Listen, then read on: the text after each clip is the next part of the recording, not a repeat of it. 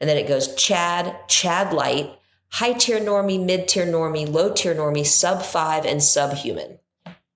Like, what is wild? And it's so heartbreaking that this is what our children are encountering again in their feeds and with their peers. And so what are some of the top ones that come to mind of like, what should parents know? What are the words, the acronyms, the emojis? And boy, do I feel old asking that. But yeah, what are the kids these days? What are the communication patterns that you see that other people just simply don't get to see?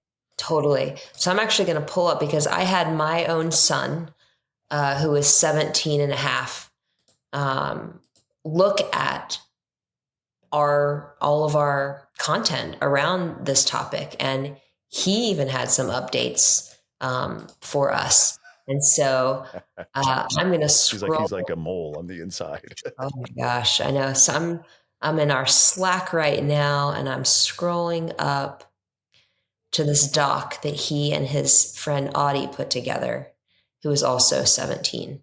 Of like, this is what the kids are talking about. Yeah. So, one thing that I had never heard of before these almost adults shared with me was a brus. So that's short for bro and huz, which is essentially the male equivalent of a promiscuous individual, a hoe. There's no way. Okay, so huz. Okay, this is great. I'm gonna. Perhaps inappropriate for me to be smiling and laughing, but this is very entertaining. So please, and educational. Right. So, okay, this is great.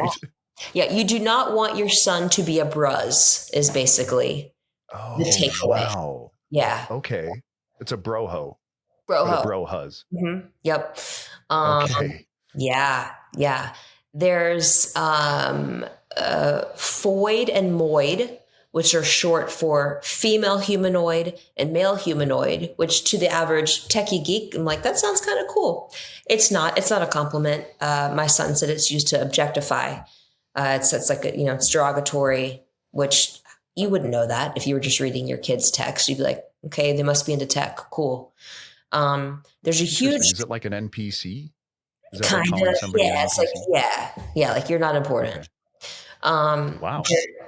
There's the theme of Looksmaxing, which stands for the trend of optimizing your physical appearance, which there is nothing wrong with wanting to feel good and look good. Especially, we know that teenagers are really into that.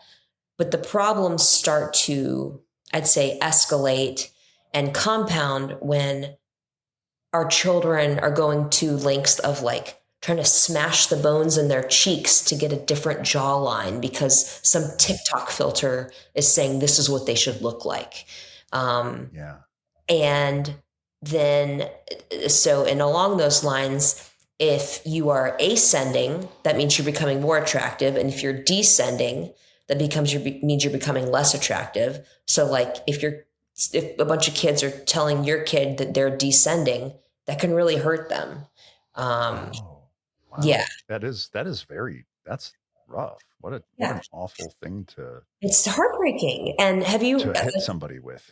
Yeah. And so if I say PSL, what do you think of? Question marks. Okay. I think of pumpkin spice latte. I'm like, that's okay. Yeah. I'm like, is it October yet?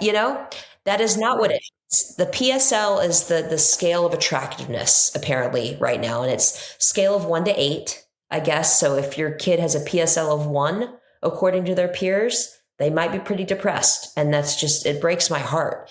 But there's a whole like rating systems guide for dudes. It goes from the true Adam is if you're an 8, and then it goes Chad light, high tier normie, mid tier normie, low tier normie, sub 5, and subhuman. Like what? And then for girls, it's true Eve is like the hottest you can be. Then Stacy light, high tier Becky, mid tier Becky, low tier Becky, sub 5, and subhuman again. So it's like The amount of thought that went into this is wild. And it's so heartbreaking that this is what our children are encountering again in their feeds and with their peers.